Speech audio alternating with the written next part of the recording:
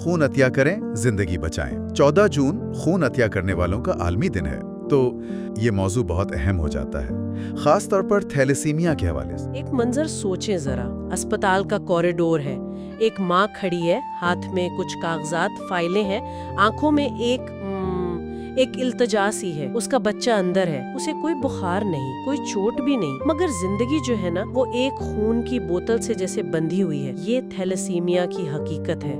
جی ہاں، تھیلیسیمیا کوئی عام بیماری نہیں ہے کہ بس دوائیں دے دیں اور ٹھیک ہو گیا۔ اس میں جو بچے مبتلا ہیں انہیں زندہ رہنے کے لیے آپ سمجھیں کہ تقریباً ہر 2 ہفتے بعد خون لگوانا پڑتا ہے۔ خون کی منتقلی لازمی ہے۔ ہر 2 ہفتے یعنی ہر 15 دن بعد ایک نئی جد و جہد، ایک نئی بوتل کی تلاش۔ یہ صرف ایک طبی مسئلہ نہیں رہا، یہ ایک طرح کا سماجی چیلنج بن گیا ہے۔ بالکل، مسئلہ یہ نہیں کہ خون نہیں ہے، اصل مسئلہ جیسا کہ آپ نے کہا خون دینے والوں کی کمی ہے۔ لوگ سوچتے ہیں اچھا چلو میں بعد میں دے دوں گا، یا یہ کہ ارے میری کیا ضرورت ہے، کوئی اور دے دے گا۔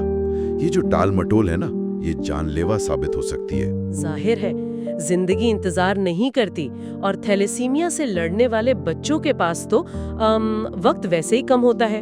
تو یہ صرف آگاہی نہیں، یہ فوری طور پر کچھ کرنے کی، عمل کی پکار ہے۔ بالکل، 14 جون کو خون عطیہ کرنے والوں کا عالمی دن بھی ہوتا ہے، لیکن یہ ضرورت تو سارا سال رہتی ہے۔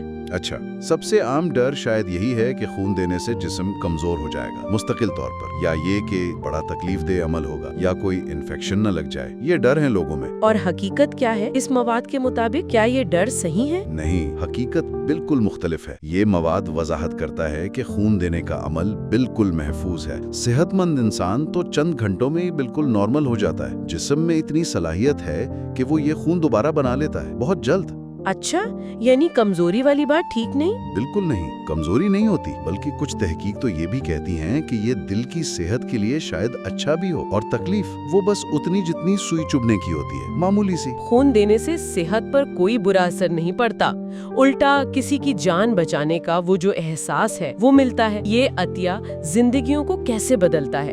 جی بالکل، یہ صرف خون کی منتقلی نہیں ہے، یہ امید کی منتقلی ہے۔ آپ کا دیا ہوا خون کا ایک بیگ وہ کسی بچے کو اسکول واپس بھیج سکتا ہے، کسی ماں کو رات کو سکون سے سونے دے سکتا ہے، کسی باپ کو اپنے بچے کو صحت یاب ہوتے دیکھ کر فخر محسوس کرا سکتا ہے۔ یہ زندگی کے وہ چھوٹے چھوٹے مگر کتنے قیمتی لمحات ہیں جو اسی خون کے عطیے سے ممکن ہوتے ہیں۔ بالکل، ہر 15 دن بعد خون کی ضرورت، ٹھیک؟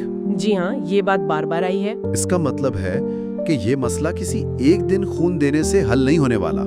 اصل چیلنج تو اس تسلسل کو، اس کنسسٹنسی کو برقرار رکھنا ہے۔ تو سوال یہ پیدا ہوتا ہے کہ ان خاندانوں کے لیے طویل مدتی امید کیسے قائم رہ سکتی ہے اگر خون کی فراہمی کی یہ جو سلسلہ ہے یہ مستقل نہ ہو؟ اس مستقل مزاجی کو، اس ریگولر سپلائی کو یقینی بنانے کے لیے کیا حکمت عملی ہونی چاہیے؟ یہ وہ سوال ہے جو میرے خیال میں ہمیں سوچنے کے لیے چھوڑ جاتا ہے۔